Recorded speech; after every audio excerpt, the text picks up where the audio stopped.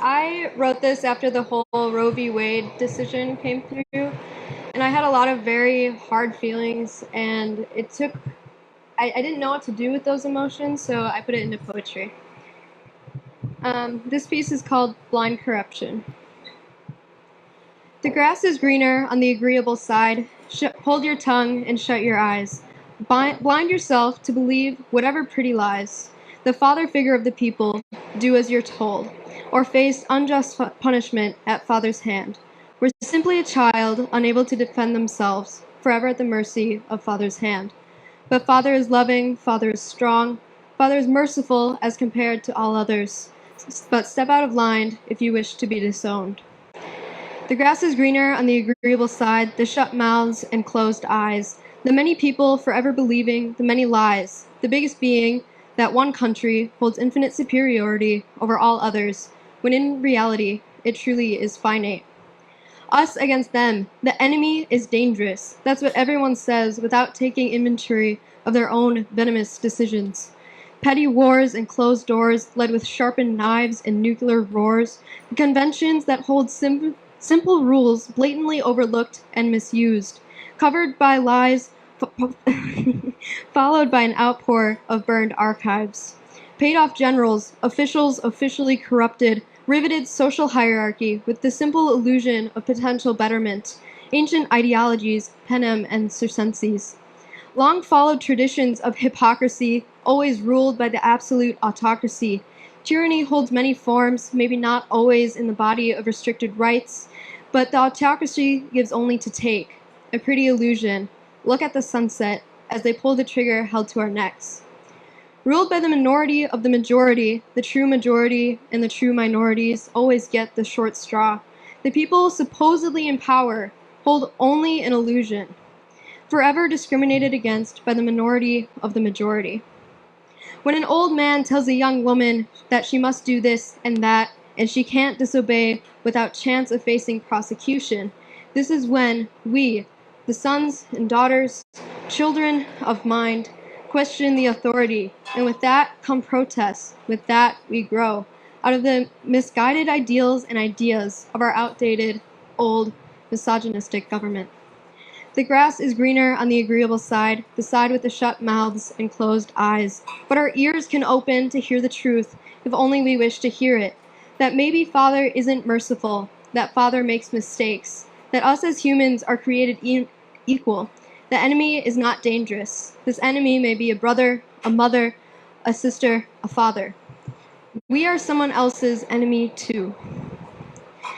A world filled with false promises. This is our reality. That the grass is not greener on the agreeable side. It's astroturf we've been told and taught is the grass we've grown.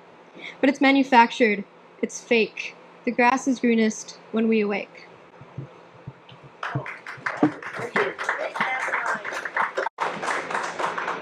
I do ever want to share a rhyming poem just to show Patrick that I can do it. I can't do it well. I apologize because I rhymed locale with local. But I was on the podcast. It's called The Kosh by Timmer Smith. And it's a really great podcast. Timmer Smith's a great guy. And he talks about people with a connection to Oshkosh. And if you have one, you could probably get on the show. Or Oshkosh, the Fox Valley. Okay, Oshkosh has it all. A wedding venue, and a bank, and a mall.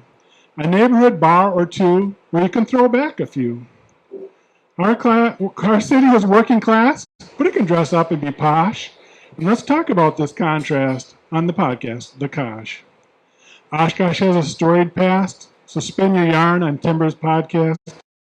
411 on local, but it's Wisconsin, so it won't be local. Guests have a right to call out a villain to condemn. However, most don't. They don't focus on the zeros. They want to name one of Oshkosh's heroes. If your conversation muscles are limber, then invite yourself to talk with Timber.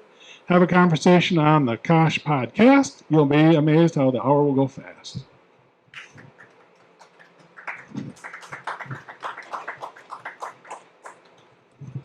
So I actually have two more poems, and then it has to do with about maybe trying to bring together about just my thoughts on it. And the first one is the fork in the road. When my wife and I leave an event in separate cars, we diverge. She takes side streets, I utilize the lights. Which is faster? We never remember because we are home. We have come to a fork in the road, like Yogi Berra. Let's take it. I have my way, you take yours. And actually, we already have.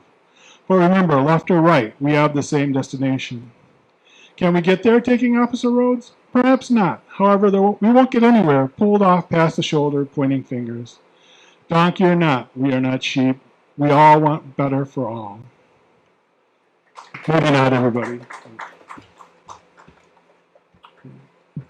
And then my final poem is one that I was moved to write. A couple years ago, Jon Stewart was testifying in Congress for the first responders. And I was very moved. The poem is, Do We Stand? Do we have enough times in our lives where we stand with our hand on someone with mouth set firm so we don't cry? Have we enough times where we stand resolute for what we know to be good against what we know to be bad? We need times where we speak with halting voice.